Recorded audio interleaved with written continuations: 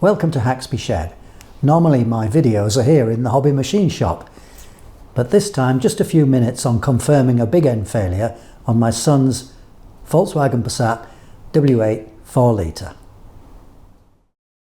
So you join us as we're investigating a problem with this Volkswagen Passat W8.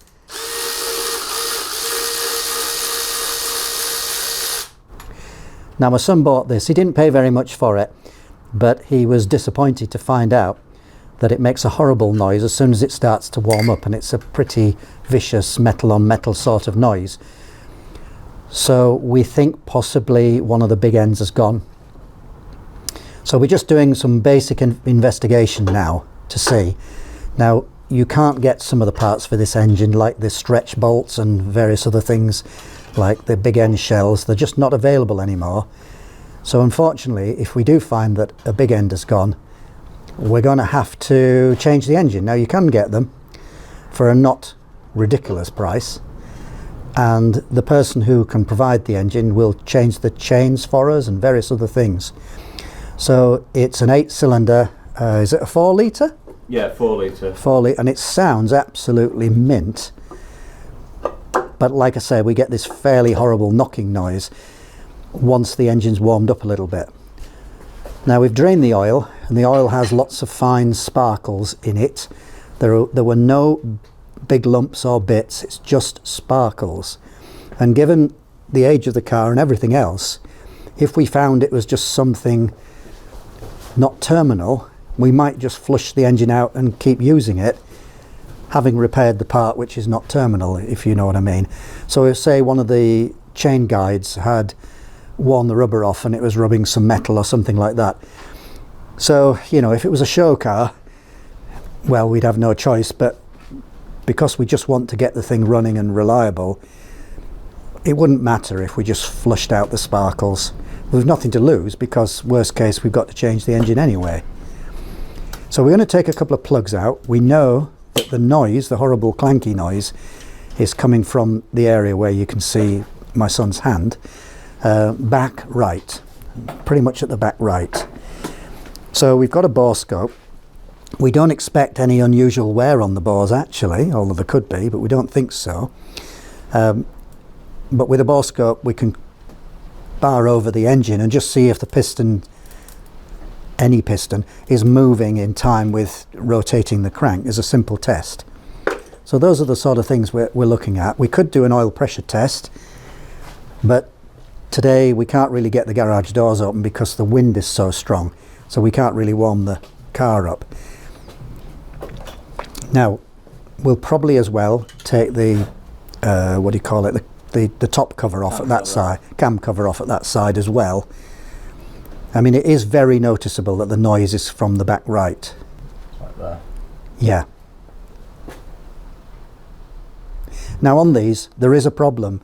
There are some oil strainers. Are they on the cam operating? Yeah, it's the mechanism. VVT units, right? Valve timing units. It's got 4 of them for each, one for each cam. Yeah. And there's a fine mesh kind of gauze that filters the oil. Yeah.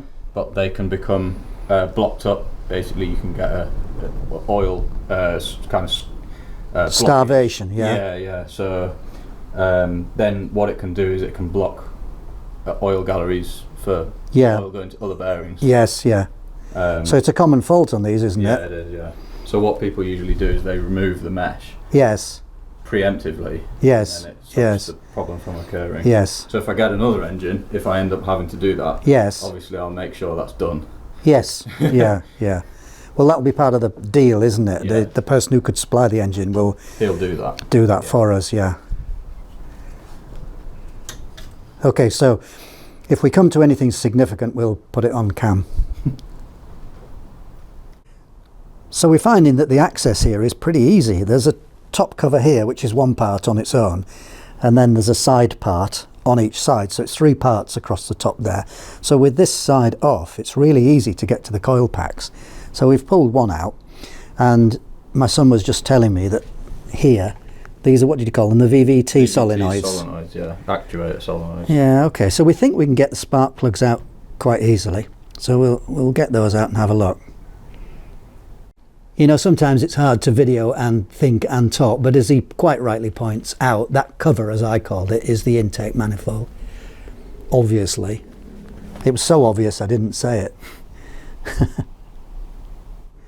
So we might have found our first smoking gun, or it could be irrelevant. We've taken the 4 plugs out, but look at this number 4 plug. So that's from the right side, which we know that's where the noise is coming from. I tell you what, just put your hand behind this plug, will you, so it focuses. That's it. Now, first of all, the plug is completely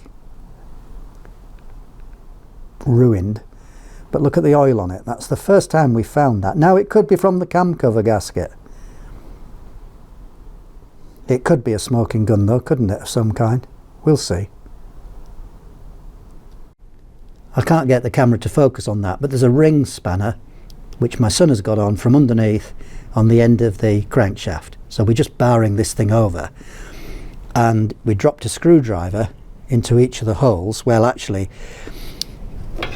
the most important one for us is the far right. I'll just get the right screwdriver. So we just dropped it in here because we think that's the one, and what we're finding is the piston is staying in position even though we're turning the crank. So that pretty much proves 100% that the big end on this one has gone. You just turn it over a bit. Yep. You won't be able to see, but this is what we're doing. You can turn it a lot. Yeah, go on. Well, it's not moving. More.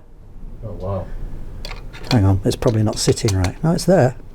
I'll just turn it loads then. Turn it more. I don't even feel this move at all. I'll go the other way. Go on then. This can't be right. There it is, it moved. God, that's a massive amount. It moved. You can go the other way. That's moved now. That was a big turn though. Was it? Yeah. Well, that's it then. It's Kaputski, isn't it? Oh well, we thought so, but we just wanted to do that final check. It's not too much work to change the engine, but it's money we don't necessarily want to spend. But yeah, I think that's conclusive.